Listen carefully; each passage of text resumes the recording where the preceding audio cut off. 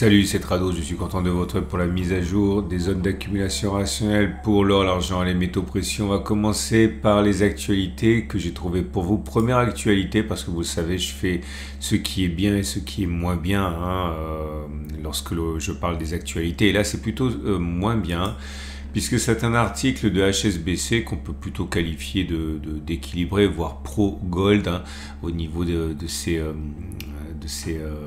avis, qui dit que en fait il faut s'attendre à ce que l'or redescende sous 2000 $ en 2024. Alors attention, il y a une petite subtilité.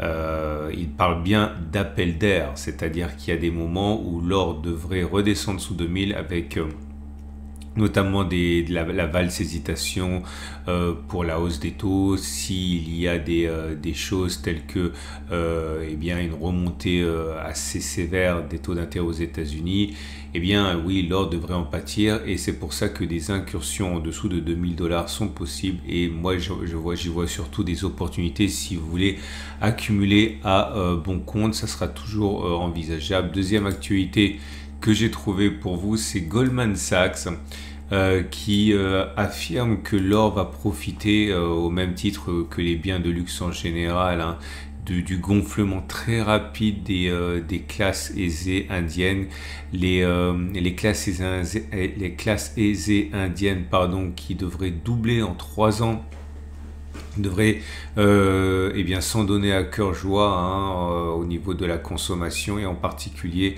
des consommations, je l'ai dit, de produits de luxe, et également de l'or, puisque l'or fait partie intégrante de la culture patrimoniale des Indiens. Troisième chose que j'ai trouvé pour vous, j'ai trouvé que c'était également intéressant. C'est pas favorable, je vais pas vous le cacher, parce que je voudrais surtout pas que vous bercer d'illusions. C'est Commerzbank, qui lui aussi est plutôt favorable à l'or, et dans ses perspectives dit que le potentiel à court terme est très limité pour l'or. Pourquoi? Tout simplement pareil, c'est la raison pour laquelle l'or a souffert ces derniers temps, ces derniers jours. C'est tout simplement parce que en dépit des fondamentaux à court terme, c'est la politique des taux monétaires aux États-Unis qui mène la danse. Et clairement, si l'inflation est plus féroce qu'anticipée, les taux d'intérêt ne baisseront pas de sitôt, et l'or va donc ne pas profiter du desserrement de la politique monétaire. Et donc à partir de là, si la Fed maintient une politique assez dure au niveau des taux, eh bien l'or ne peut pas augmenter, et tant qu'il y a des incertitudes, comme c'est le cas actuellement, eh bien le potentiel de hausse est limité pour l'or. Et dernier article que j'ai trouvé pour vous, alors c'est rigolo parce que alors certains vont sauter au plafond, mais je vous le dis quand même, on a demandé à ChatGPT où seraient les prix de l'or en 2024. Alors au-delà du fait qu'on sait très bien que l'intelligence artificielle de ChatGPT a tendance à faire des synthèses surtout, mais c'est intéressant parce que justement il reprend tous les éléments. Il dit ChatGPT globalement scénario privilégié, eh bien entre 1800 et 2200 $. Alors ce qui va justement faire l'un ou l'autre, c'est le contexte. ChatGPT donne des nuances quand même. Il dit que le scénario le plus bullish, eh bien c'est voilà l'inflation qui descend très très vite, la guerre, tout ça va être favorable à l'or. Par contre, si l'inflation ne baissait pas, ou qu'il y avait un desserrement, une accalmie sur le plan géopolitique, eh bien l'or pourrait descendre jusqu'à 1800 $. Après, il envisage des extrêmes, il envisage même 2500 $ si véritablement les tensions géopolitiques s'accélèrent. Mais globalement, dit-il, ChatGPT, si les choses se passent comme prévu, eh bien globalement ça restera entre 1800 et 2200 $ selon ce qui pourrait se passer à court terme. Voilà, vous retrouvez tous ces articles sur mon site ou en dessous de la vidéo. On passe tout de suite aux zones d'accumulation rationnelle. Et regardez, c'est magnifique. Pour l'or libellé en euros, parfait rebond sur la zone d'accumulation rationnelle des 18,42, 18,00 euros l'once. Si vous n'aviez pas déjà accumulé préalablement, vous aviez l'occasion de renforcer à bon compte sur ces niveaux-là. La moyenne mobile à 50 jours et la moyenne mobile à 200 jours qui nous donnent les tendances indiquent que pour l'instant la tendance de long terme est haussière et la tendance de fond est neutre, puisque on est au-dessus de la M200 qui monte et on est au contact de la M50 qui est plate. Donc tendance de long terme haussière, tendance de fond neutre. Les bougies Aiki Nashi indiquent que c'est médiocre, mais c'est plutôt mieux, hein, puisque c'est une première bougie verte. Alors elle n'est pas très haussière cette bougie verte, puisqu'il y a une mèche basse aussi, mais on va dire c'est plus haussier que baissier. Pour l'or, mais libellé en dollars, c'est la même chose. Donc attention, on n'est plus en zone d'accumulation, hein, si vous l'avez compris, hein, on l'a été hier, mais on l'est plus aujourd'hui. Et pour l'or libellé en dollars, je vais m'en sortir, voilà, c'est ici.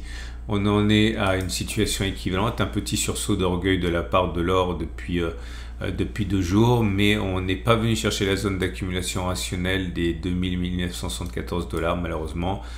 Donc pas possibilité d'avoir de l'accumulation depuis pas mal de temps, puisque ma zone d'accumulation rationnelle justement c'était 2974 dollars. Par contre la tendance de long terme et la tendance de fond sont toutes les deux haussières.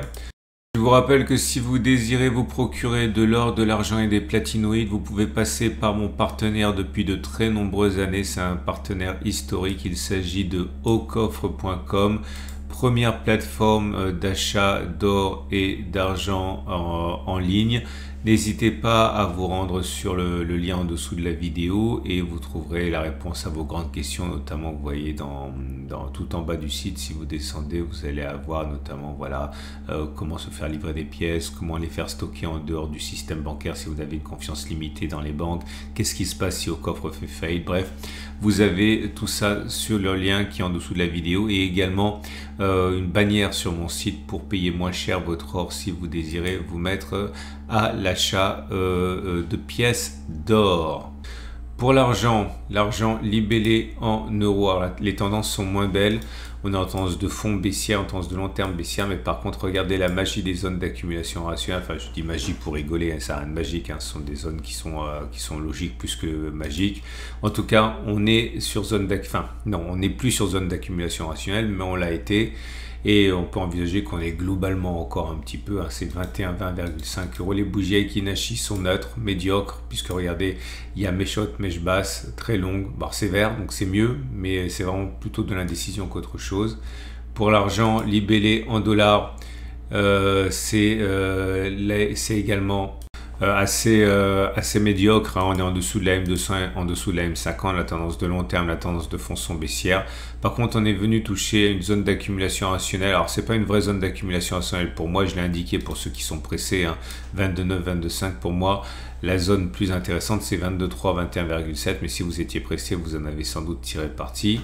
On va passer maintenant au platinoïde, et là on est sur des zones très intéressantes. Alors c'est d'autant plus intéressant que c'est décevant, puisque regardez le palladium libellé en euros qui a perdu toute l'avancée dont il a bénéficié au début en fin d'année de 2023. On revient sur le support des 935-827.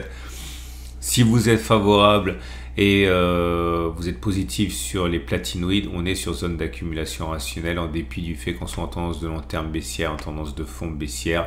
Les bougies Aiki-Nashi sont horriblement baissières également. Vous voyez des bougies rouges, longues comme ça, sans mèche haute. Donc il est plus plausible que l'on continue de baisser plutôt que l'on ait fait les plus bas. Mais en tout cas, on est sur zone d'accumulation rationnelle pour le palladium libellé en euros. C'est la même chose pour le palladium libellé en dollars. On va pas se voiler la face, hein, c'est très mauvais, mais là aussi l'avantage de la situation, c'est que l'on revient sur zone d'accumulation rationnelle à 993, 968 dollars. D'ailleurs je l'ai cerclé, c'est pour montrer à quel point ça me semble intéressant. Si on est positif sur le palladium, tendance de long terme, tendance de fond baissière.